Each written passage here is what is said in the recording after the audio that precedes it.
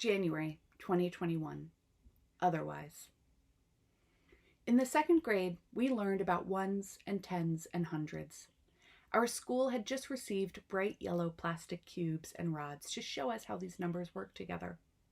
Ones were tiny cubes about the size of a dime, delightful to hold in the palm of your hand or listen to scatter under a desk when it fell. A rod was a group of 10 cubes, neatly lined up and solidified, ready to be sorted into groups to make those larger numbers. 30, 40, 50, we chanted. Finally, 10 rods could be pressed together to make 100, a slab of 100 cubes with perfect grid lines, brilliant yellow. What I remember most about these yellow cubes and rods and slabs was what happened when we asked about larger numbers. Our teacher one day stacked 10 slabs together and secured them with a rubber band and triumphantly held up 1,000. 1,000! But we were children and we wanted to know the whole universe. What would 10,000 look like? 100,000? 1 million? So our teacher went to the copy room and photocopied one of the 100 slabs over and over and over again. Then we spent weeks constructing cubes with Scotch tape and scissors to cut out the big squares. Our crowning achievement was displaying our thousands of thousands down the hallway outside our classroom, around the corner, past the library, and on and on. We were children, and we triumphed to see the numbers stretch to their limits. The thousands stayed up for months until it was recycled.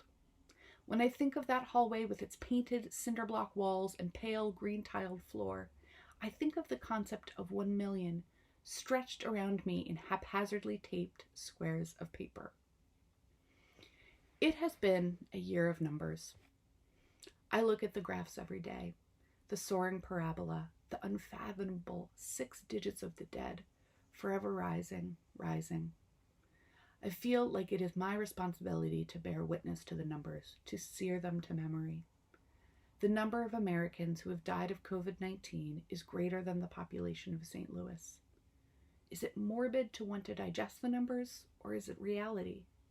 There is no wrong way to meet catastrophe, especially if one does not have a reference point for it.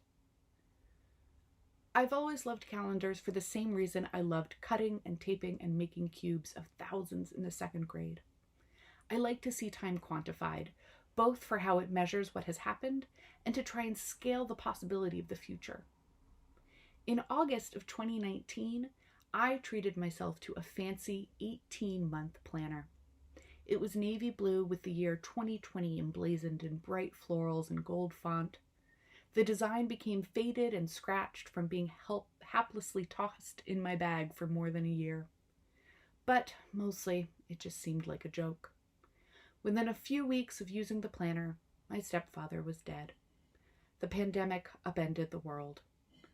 The country continued to uphold white supremacy over racial justice. In my life, our wedding was postponed. The stickers I'd used to mark the blocks of days for vacations and flower pickups and parties and family arriving were laughable whenever I turned the page and saw them. What use was a planner now? I almost didn't buy a new calendar for 2021, but then I thought, I want to see the days. I want to let go of what did and did not happen in my small slice of life last year and just look at the marvel of time stretched out before me.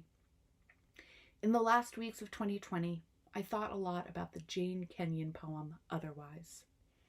I got out of bed on 2 strong legs. It might have been otherwise. I keep a calendar to remind me of otherwise. Here is the day, the present, the calendar year, and it could always be otherwise. If I could photocopy and cut and tape the shape of this year and see it before me, I would. Instead, I have only the paper, the scissors, the possibility of bigger questions. What will it look like? Aren't we lucky to find out?